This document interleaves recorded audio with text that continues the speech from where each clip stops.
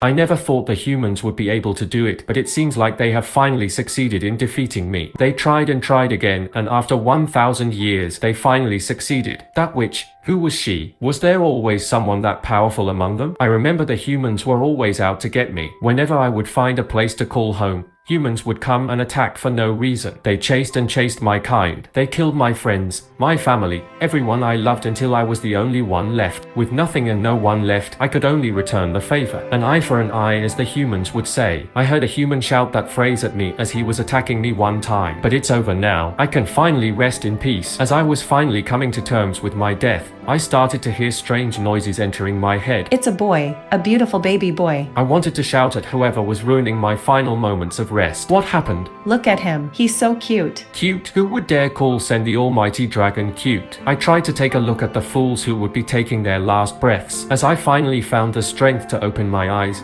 two blurry figures started to come into my view. Slowly, my blurry vision started to clear. At last I was able to see in front of me. It was a human, a female human. I started to examine her closely as I had never seen a human this close before. She had long black hair with an egg-shaped face. Under her eyes were two huge black bags, but even though she looked tired, she couldn't help but smile. Whoever this human was, she wasn't ordinary. I had to escape. I used all my strength and tried to fly away. When I tried to fly, nothing happened. Then I realized I couldn't even feel my wings. My back, they are gone. What happened to my wings? I slowly started to look down at my body and could see I was right. This was hell. I was a human baby. Next to the woman was a man just staring at me. Look at him squirming. Can I hold him? I tried shouting in protest, but all that came out was sound of crying. As the man held me in his hands, I stopped trying to shout. Oh, he stopped crying. I think he likes his daddy. The man was staring at me with a creepy smile. If only I could fight back. Wait a moment, wasn't this the perfect opportunity? I had a second chance. I could get my revenge and kill all humans. Look at his cute laugh. He seems to be in a good mood now. This stupid man. I will have my revenge with you first. I tried to focus all my energy into my mouth and tongue. I slowly gathered the saliva in my mouth, waiting for it to build up. It was working. I could feel the bubbles building up in my mouth. What's wrong with him? It looks like he's about to be sick.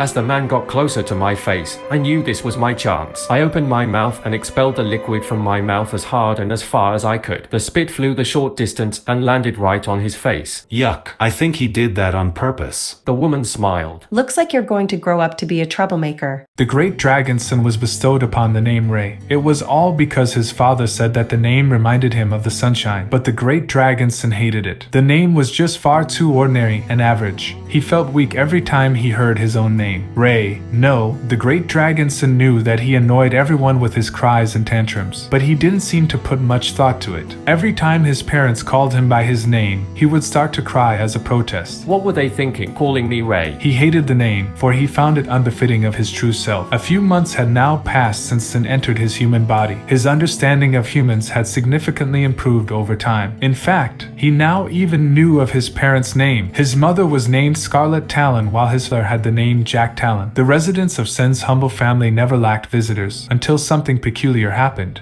Sen's hair was colored jet black like his mother, but after a few months, his hair started changing its color into a reddish hue. A few weeks after the initial discovery was all it took until his hair turned completely red. Only a few black strands remained attached on his scalp. This strange occurrence birthed rumors such as the Talon family being cursed. Hearing all of these, Sin realized that the color red must be an unlucky color in this world. But what could he do? He was a red dragon. He reckoned that some of his dragon powers were still living inside of him, and it became the reason as to why his hair had changed into such an extent. Sin was indignant, but in the end, he was just a child. He took a mental note of everyone's face and kept his revenge plans on hold, for there was a new enemy that he had to conquer first. It was Ray, are you ready for dinner? Sen's mother, Scarlet, asked with a smile. Dinner time. Sen sat in front of the table, and he was strapped on his chair, unable to move. As for the reason why he was being restrained, well, it was because Sen was being educated by his parents. In front of him, lying atop the table, was a pair of spoon and fork. The great dragon Sen, who could only barely control the limbs of his newfound body, struggled. Being forced to do something something such as using these tools in front of him made him a rebel. He refused to believe that humans were far superior to dragons. He proceeded to stick his head into the bowl of soup and then ate it as a true alpha dragon would do. Although his tongue was somewhat hurting, he was happy for he managed to show these humans how a true dragon ate its meal. Sim lifted his head out of pride and smiled, thinking that he had bested the two by eating the food on his own terms than theirs. Scarlet and Jack stared at each other for a moment before they chuckled. Ray, you're so silly. Look at the mess that you did. A smile was plastered across her face. Sin was left dumbstruck. Why? Why was it that every time Sin tried to upset her mother, his actions would always end up with her smiling at him? Sin hated to admit it, but for the first time ever, he came to know about the existence of a human whom he would never want to disappear. A year passed, and it was finally the great dragon Sin, no, Ray's first birthday. Ray's parents were watching him with interest because of that incident 6 months ago. They now wanted him to walk on his own. Right when his father was in the middle of changing his diaper, Ray aimed carefully and fired a turbulent stream of yellow towards his father's face. It was a bullseye, and he had successfully golden showered his father. Looking at his father's shocked expression, he blurted out subconsciously,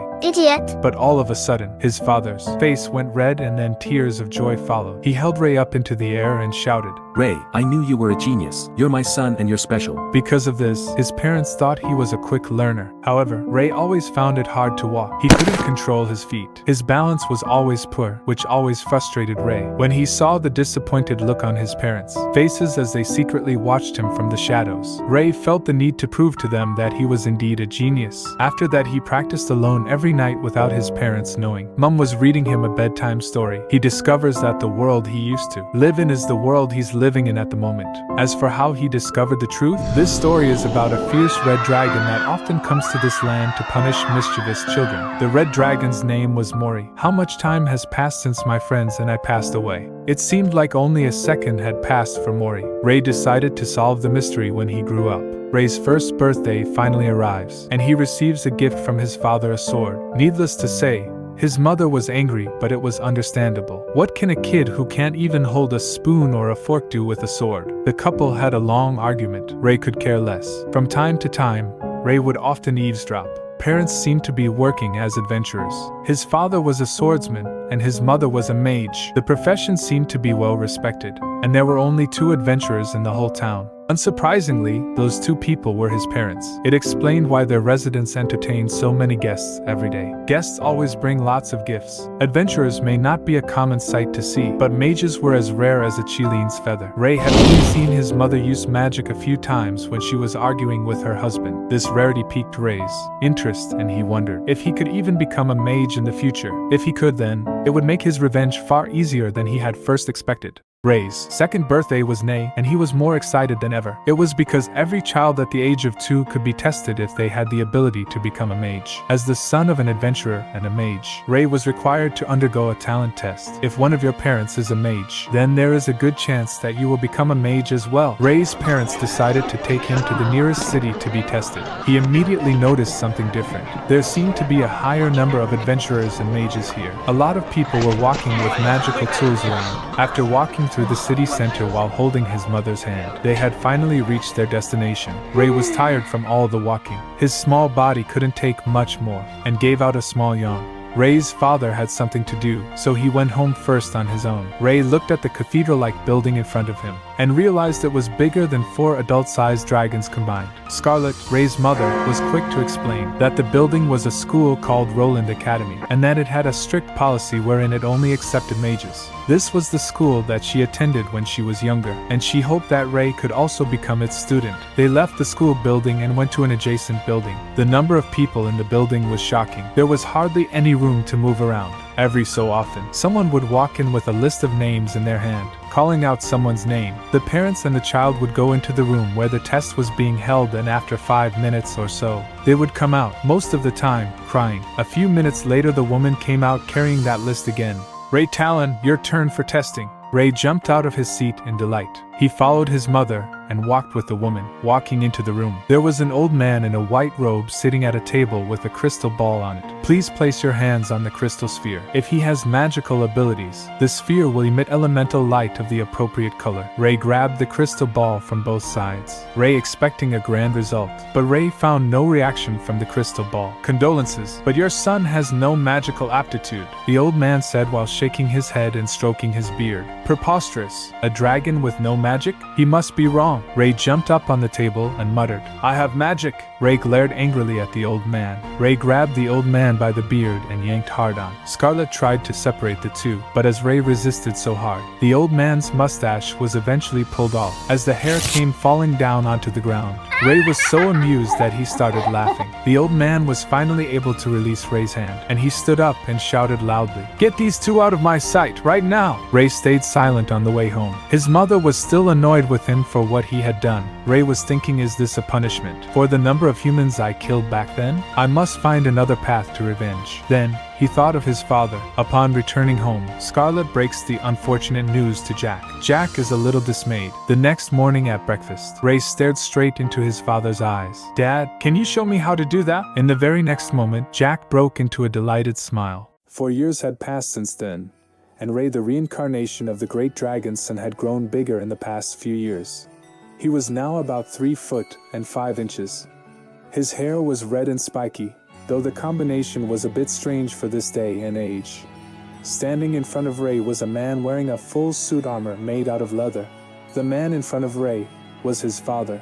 Their stance made it obvious that they were about to go into battle. Ray watched his father carefully with his eyes.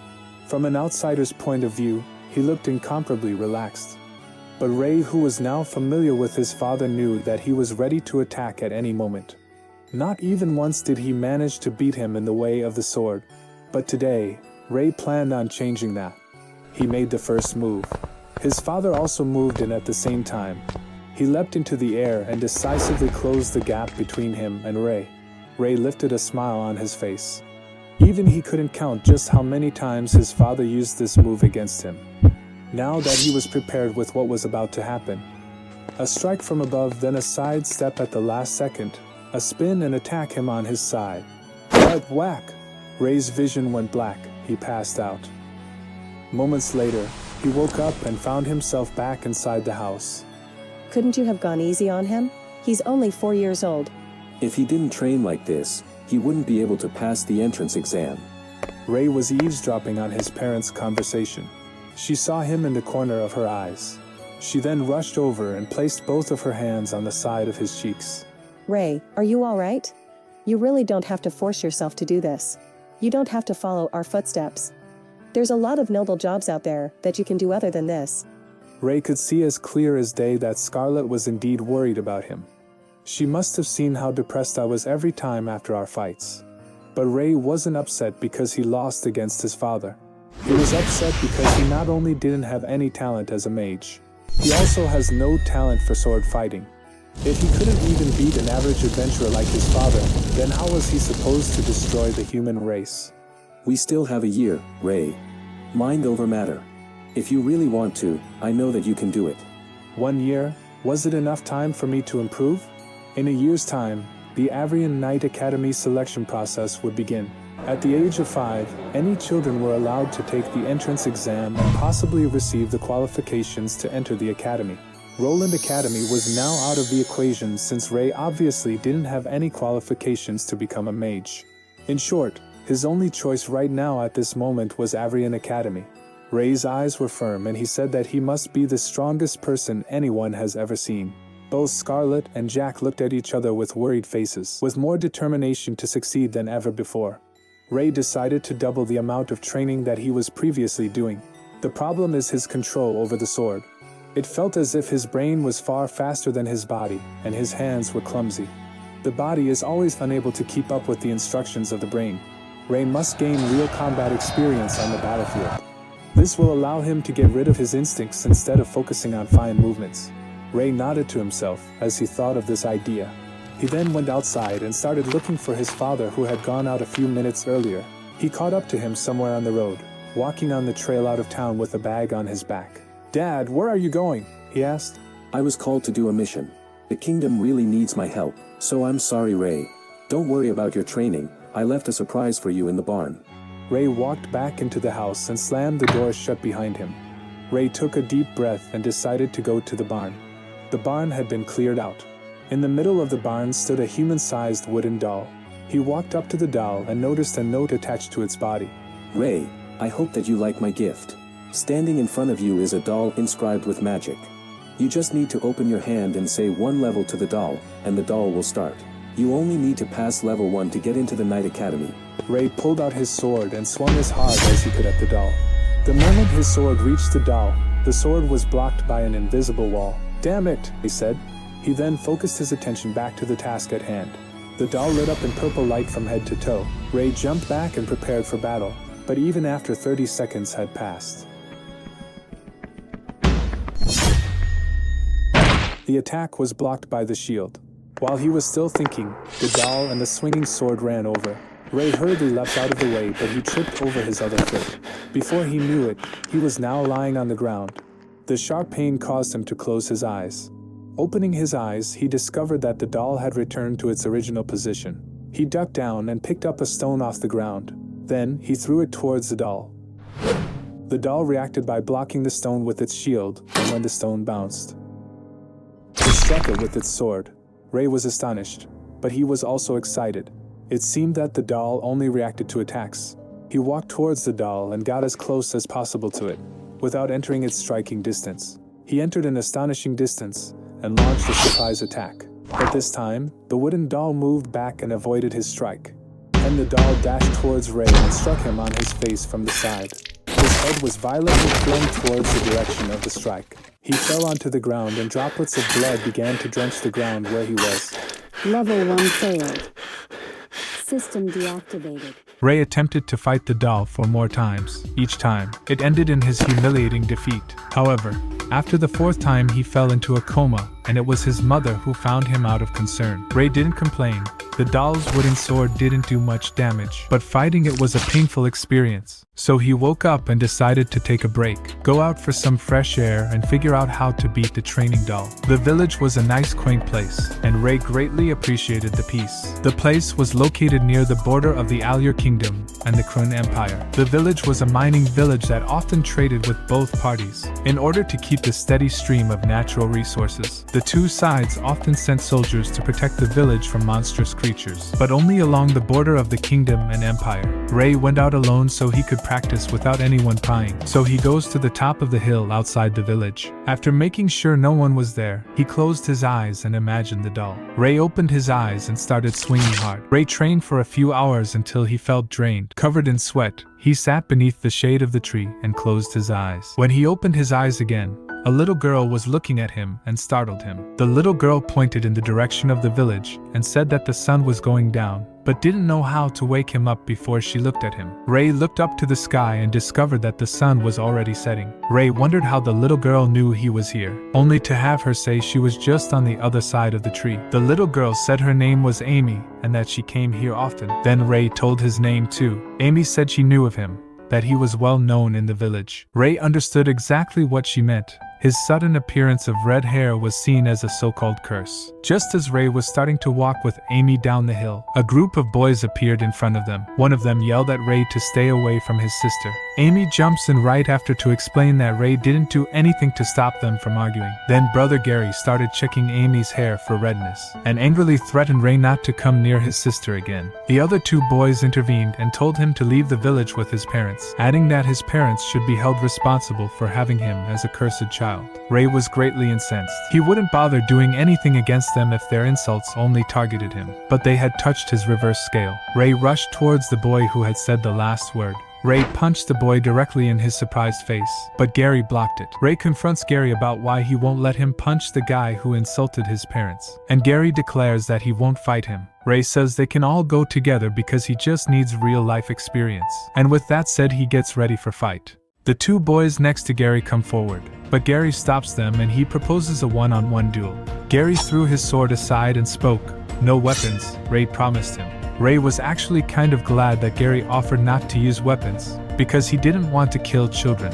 A child is a blank slate and innocent. He had never won against his father, But this was a chance for him to test himself. Ray decided to attack first. He threw his fist towards Gary's face.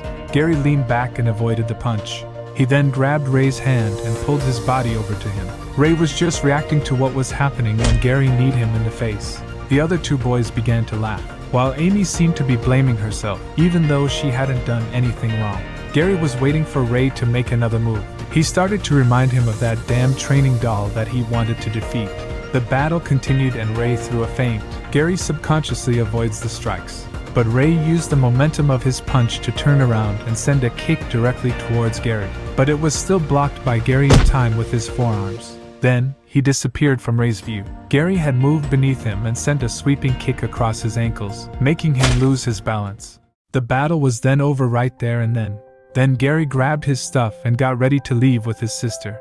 And before he left, he told Ray that he should stick to something he was good at. Thinking about Gary's words, Ray stood up and decided to try the theory he had come up with right away. When the siblings returned home, Amy protested, saying Ray had done nothing wrong. Gary explains that he's just looking for her, and says that no good comes to those with curses. Amy went back to her room after saying, "I hate you." Gary came back into the room as well, and he removed the pads from his forearms to find that they were completely broken. Gary was correct in his thought. If he wasn't wearing the pads, then that kick would have broken his arms. Ray would have won that fight. What Ray wasn't aware of was that he actually fought good in that fight. Ray thought about Gary's words again on the way home. After the fight, he had been thinking about what he was good at, and finally it hit him. A few weeks later, Ray had been going up the hilltop for several days already just to practice his new idea. Every time he went up the hill, Amy would always be in her spot. The two of them often talked together, and Amy reassured him that her brother wouldn't do anything bad against him anymore. However, Ray was suspicious if this was the truth, since whenever they were about to go down the hill, she would always go ahead and check if there were people waiting for them in ambush. Finally, Ray was back at the barn. After weeks of training, it was finally time for him to test his new idea, and he activated the level 1 dolls. Just seconds after the battle started, the doll's beep said, "Level 1 passed." It was only a few seconds, but Ray was already panting from the mental strain. The new fighting style worked, and Ray was so happy that he decided to continue to break through, saying, "Level 2. Ray had fought with the doll more times than he could count. He quickly became bored with fighting against the doll, for he had realized that he reached the limit of what he was able to do with his new fighting style. It's a waste of time to keep going. Of course, he'll continue to train, but he prefers to be outdoors. For some reason, he looks forward to going to the top of the mountain every day and is already smiling when he arrives." He was ready to tell Amy that he had finally defeated the training doll, but he saw that there was no Amy under the tree. After waiting a while, Ray figured she'd be late and started training again. Ray felt as if he was a man addicted to physical training. Furthermore, he seemed to be enjoying it even more now that he knew he was making progress. Hours passed and Amy still hadn't shown up, and he thought he must be feeling restless because he wanted to share the achievement so badly. Sensing the tiredness of his body, he leaned his head against the tree and closed his eyes. He hoped that when he opened his eyes once again, Amy would be there, standing in front of him and staring right into his face, startling him awake similar to that day. Unfortunately, when Ray woke up a few hours later, Amy still wasn't there. Letting out a sigh, he went down the hill and returned to the village. There, he heard a few gossips and murmurs. Did you hear what happened? Someone must go out and try find them. Oh no, they are still so young. As Ray got closer to the village center, he noticed a couple of adults pleading with the other villagers for help. Has anyone seen our children? It's already this dark, yet they still haven't come home. Please, if anyone has any answers, then please tell us. Ray didn't recognize most of the adults that were asking for help, but two of the adults looked incredibly similar to Gary and Amy. Parents often looked quite similar to their kids. Had they gone missing? So this was the reason why Amy hadn't appeared at her usual spot today. After a few minutes, an old man came forward. The last time I saw them, they were buying some new weapons from my store. The old man's words struck Ray like a horse carriage. He remembered having a conversation with Amy the other day regarding her brother. Gary had apparently been talking with her about going into the forest to hunt some beasts. Amy was obviously trying to talk him out of it, but even though the forest was generally safe due to the existence of humans, there was always a chance that a beast of a higher tier would arrive. Even though it was rare, a chance was still a chance. The worst could happen at any time. The fact that Gary bought new equipment today meant that he was preparing for something, and there was a good chance that he and his friends went out of the forest to hunt today. That explained why there were so many adults looking for their children. Although Ray hated Gary and his friends, Amy was nice to him. He looked forward to talking with her every day. Ray was in the middle of his internal debate when he suddenly remembered the words that he said to Amy. "That's right, I remember. I promised Amy that I would find her and tell her that I defeated." Ray ran into the forest as fast as he could. He knew that every second counted.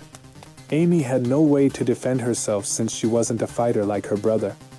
As he entered the forest and looked around, his eyes sharpened to the limits as he looked over for any trail or disturbances that he could follow. As Ray went deeper into the forest, he soon noticed blood marks splattered on a tree. Following the blood marks scattered around the area, he eventually came across a dead beast. Ray is convinced that it must have been Gary and his friends who ended the wolf's life.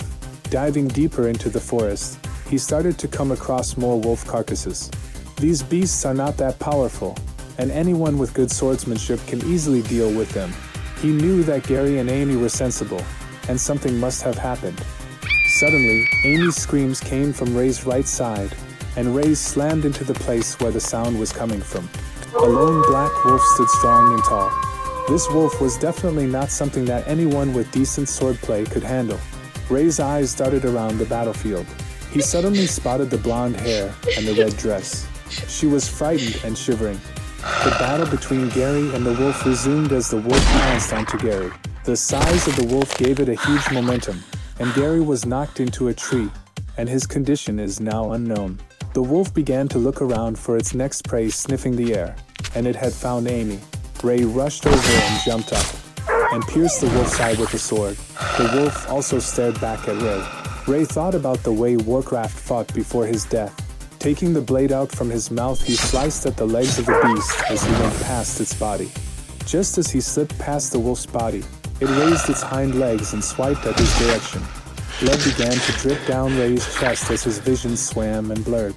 The wolf gave Ray no time to rest as it took that opportunity to pounce onto him, while he forced himself off the ground by kicking the mud beneath him. He landed on a nearby tree, but he wasn't able to stay there for too long. The wolf gave Ray no time to rest as it took that opportunity to pounce onto him. It was his only chance, and Ray charged up in the air to stab the wolf.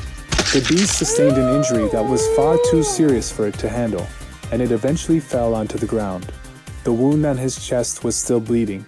He had been too naive, and now he was paying the price as the wound started to itch. Gritting his teeth, he raised his sword and stared at the wolf's direction. He stared at the wolf, expecting it to move. Suddenly, a screen appeared in front of him. But Ray's concern wasn't with the screen nor with the voice. He had to make sure that she was okay. The transparent window does not disappear, but changes more and more, and appears again with the disappearance of mechanical sounds.